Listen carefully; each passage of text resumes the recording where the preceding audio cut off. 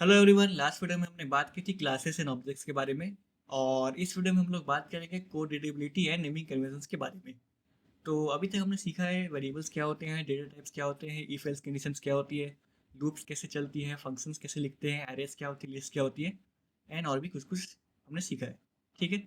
तो इस वीडियो में हम लोग बात करेंगे कि तुम अपने कोड को अच्छे से कैसे लिख सकते हो ताकि तुम जब भी किसी टीम के साथ वर्क करो तो वहाँ पे सबको तुम्हारे कोड को पढ़ने में दिक्कत ना आए। ठीक है। यानी कि तुम अपने कोड को अच्छे से कैसे लिख सकते हो, हम लोग इस वीडियो में इस बारे में बात करेंगे। तो सबसे पहले, जब भी तुम किसी वेरिएबल को बनाते हो या फिर तुम किसी मेथड को लिखते हो तो मेक श्योर करना कि तुम उस वेरिएबल का जो नाम दे रहे हो वो तुम कुछ भी एक्स वाई जी नहीं दे रहे हो, उसको तुम कुछ मीनिंगफुल नेम दे रहे हो।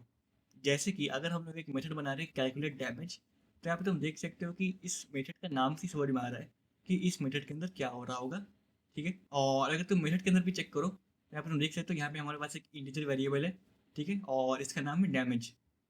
ठीक है। अगर मैं यहाँ पे एक्स दे देता तो हो सकता है तुम्हें समझने में थोड़ा देर लगता कि यहाँ पे क्या हो रहा है, बट यहाँ पे तुम्हें नाम देखते ही समझ में आ जाएगा कि इस मेथड के अंदर क्या चल रहा है। तो यहाँ पे देखो, यहाँ पे हमारे पास दो वेरिएबल्स है, एक है प्लेयर अटैक और एक है एनिमी डिफेंस।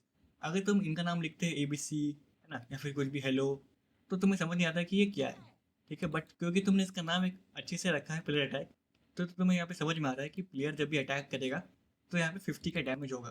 एंड जब भी एनिमी अपने आप को ब्लॉक करेगा, डॉच करेगा, तो वहाँ पे उसको 20 का बेनिफिट मिलेगा। ठीक है। एंड इन वेरिएबल्स को यूज़ करके हम यहाँ पे डैमेज को कैलकुलेट करते हैं। तो इस केस में तुम देख सकते हो, अगर हमने यहाँ पे अजीब सा नाम यूज़ किए होते जैसे कि ABC, है ना, इस मेथड का नाम हमने अगर रखा होता है लोग, तो तुम्हें समझ नहीं आता यहाँ पे कि चल क्या रहा है। बट यहाँ पे तुम बट क्योंकि हमने यहाँ पे सब नाम को अच्छे से रखा है तो तुम यहाँ पे देख सकते हो कि यहाँ पे तुम्हें बहुत इजीली समझ में आ रहा है कि यहाँ पे क्या चल रहा है। तो अब हम लोग बात करेंगे नेमिंग कन्वेंशंस के बारे में। और यहाँ पे मैंने ज़्यादा चीज़ें नहीं लिखी हैं क्योंकि ये बिगिनर कोर्स है। तो अभी के लिए बेसिकली तुम बस इतना याद रखो कि जब भी तुम क्लास का नाम लिखोगे, ठीक है, लास्ट वीडियो में हमने क्लास बनाना सीखा था, जब भी तुम क्लास का नाम लिखोगे तो वहाँ पे हमेशा पैस्कल केस को फॉलो करोगे। जैसे कि मैंने यहाँ पे क्लास बनाए हैं प्लेयर कंट्रोलर। और पैस्कल केस का मतलब होता है कि जो भी तुम्हारे क्लास के नाम में इंडिविजुअल वर्ड्स हैं, जैसे कि प्लेयर एक इंडिविजुअल वर्ड है और कंट्रोलर एक इंडिविजुअल वर्ड है। ठीक है। तो इसमें हम लोग क्या करते हैं कि हर एक इंडिविजुअल वर्ड का पहले लेटर को कैपिटल लिखते हैं। ठीक है। तो यहाँ पे तुम देख सकते हो कि यहाँ पे प्लेयर का P कैपिटल है एंड कंट्रोलर का C कैपिटल है। इसी तरह से अगर हम लोग मेथड्स के नाम के बारे में बात करें तो मेथड्स के नाम में भी हम लोग पैस्कल केस का ही फॉलो करते हैं। ठीक है।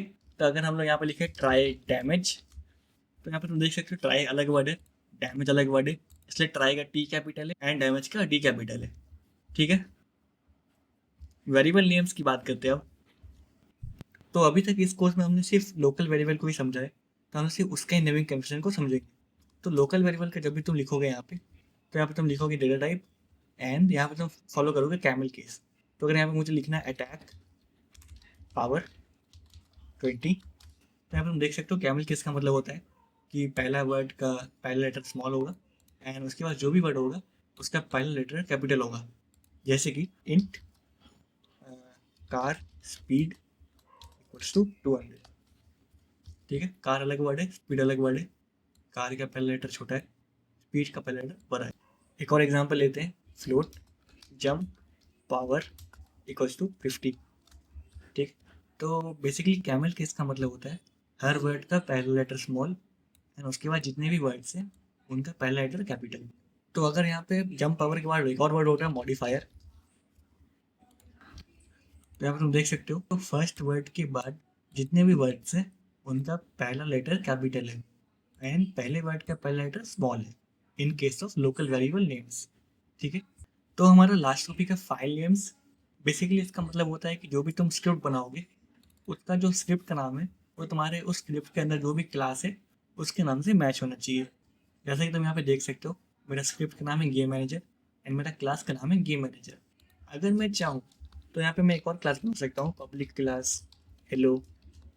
ठीक है ना, क्योंकि ये वाली क्लास मेरे मोनो बिहेवियर से इनहेरिट नहीं करती है, तो तुम इसको इस तरह से लिख सकते हो। बट अगर तुम किसी क्लास को मोनो बिहेवियर से इनहेरिट कर रहे हो जैसे कि यहाँ पे हो रहा है, तो मेक श्योर करो कि तुम उस स्क्रिप्ट का जो क्लास है उसका नाम हमारे स्क्रिप्ट के नाम से मैच करे। ठीक है। तो मेरा यहाँ पे स्क्रिप्ट का नाम है गेम मैनेजर एंड मेरा क्लास का नाम भी है गेम मैनेजर, जो कि मोनो बिहेवियर से इनहेरिट करता है। ठीक है।